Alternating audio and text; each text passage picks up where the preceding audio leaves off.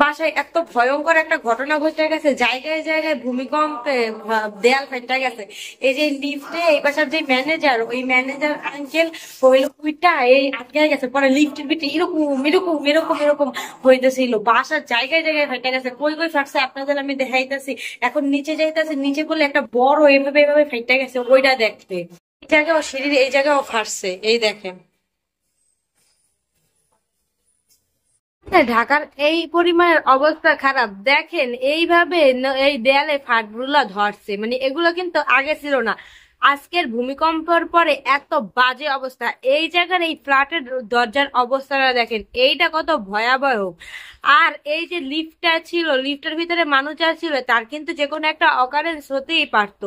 বর্তমানের এই এতটুকু 10 সেকেন্ডের এই ভূমিকম্পে এত পরিমাণের ক্ষতি হয়েছে, ঘরের জিনিসগুলাই দেখেন, বুঝাই যেতেছে কত শক্তিশালী একটা ভূমিকম্প ছিল।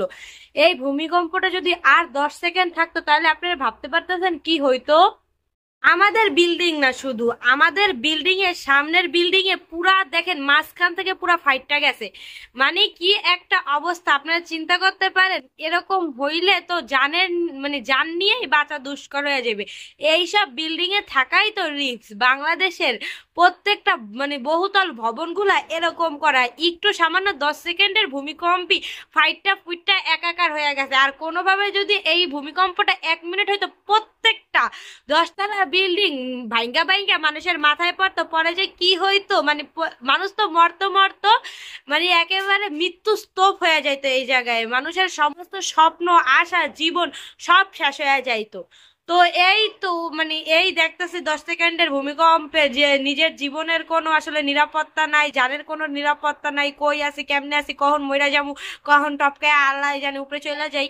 তো এইসব মানে কি আর বলবো, জানের আসলে কোনো নিরাপত্তাই নেই। আল্লাহ যখন নারাজ হয় বা মানুষকে শিক্ষা দিতে চায়, তখনই শুনছি ভূমিকম্প হয়। হ্যাঁ, আমাদের বাংলাদেশে যেই পরিবারে রাকাম কুকাম পাপাচার অনাচার বাইরে চলতেছে, এইটা মনে হয় আল্লাহ আমাকে শিক্ষা দেওয়ার লেগে এই ভূমিকম্পটা মানে পাঠাইছে। কিন্তু আমি খালি ওই কথাই ভাবতেছি, 10 সেকেন্ডের ভূমিকম্পে এই অবস্থা, যদি কোনো রকমে 1 মিনিটে ভূমিকম্প হইতো, এই বাংলাদেশ কিন্তু খুঁজেই পাওয়া যেত না, মাটির সাথে একেবারে মিশা এক হয়ে যেত, একেবারে ওই যে রুটির উপরে জাম মিশাই দিলে যেরকম হয়ে যায় ওরকমের হয়ে যাইতো।